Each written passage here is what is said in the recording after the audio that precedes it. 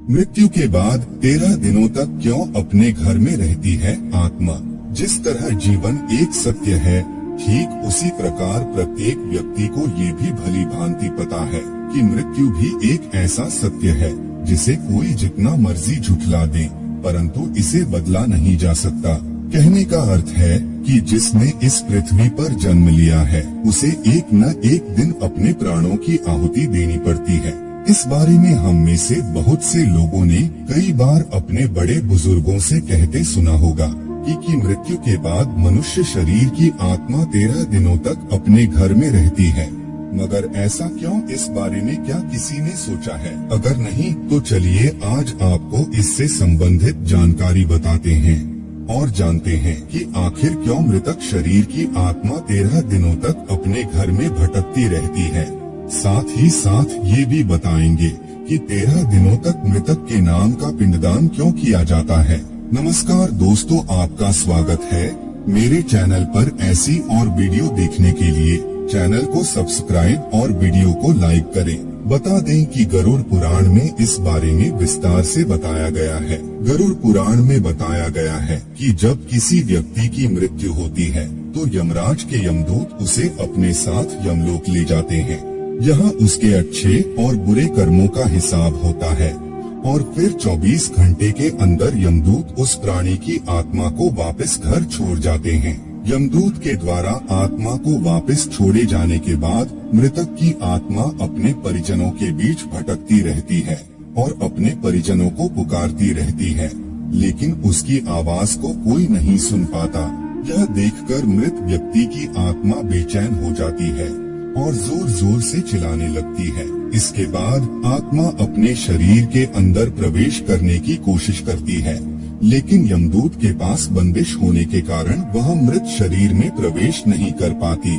इसके अलावा गरुड़ पुराण की माने तो जब यमदूत आत्मा को उसके परिजनों के पास छोड़ जाते हैं तो उस समय उस आत्मा में इतना बल नहीं होता कि वो यमलोक की यात्रा तय कर पाए। गरुड़ पुराण के अनुसार किसी भी मनुष्य के मृत्यु के बाद जो 10 दिनों तक पिंडदान किया जाता है उससे मृतक आत्मा के विभिन्न अंगों की रचना होती है, और जो 11वें और 12वें दिन पिंडदान किया जाता है उससे मृतक आत्मा रूपी शरीर का मांस और त्वचा का निर्माण होता है।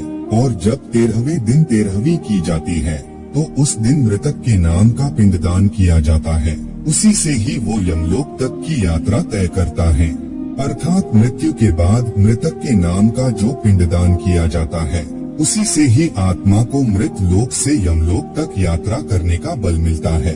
इसलिए ही गरुड़ पुराण में बताया गया है जब किसी मनुष्य की मृत्यु हो जाती है तो उसकी आत्मा 13 दिनों तक अपने परिजनों के पास घर में भटकती रहती है और उसके बाद आत्मा मृत लोक से यमलोक की ओर निकल पड़ती है, जिसे पूरा करने के लिए उसे 12 महीने यानी कि 1 साल का वक्त लगता है।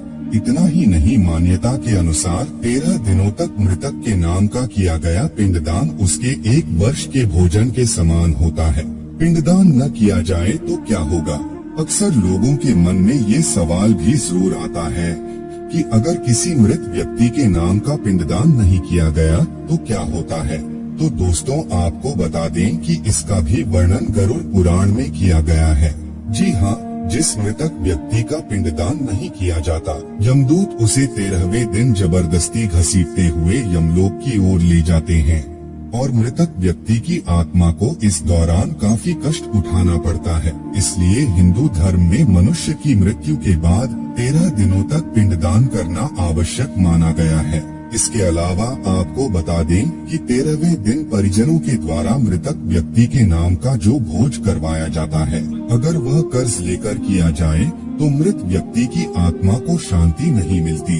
इतना ही नहीं, गरुड़ पुराण में यह भी बताया गया है कि जो व्यक्ति जीवित रहते हुए अच्छे कर्म करता है, मृत्यु के बाद उसकी आत्मा को यात्रा के दौरान यमदूत कोई कष्ट नहीं देते, और जो व्यक्ति बुरे कर्म करता है उसकी आत्मा को यमदूत यात्रा के दौरान कई यातनाएं देते हैं और आत्मा को कई कष्ट भोगने पड़ते हैं।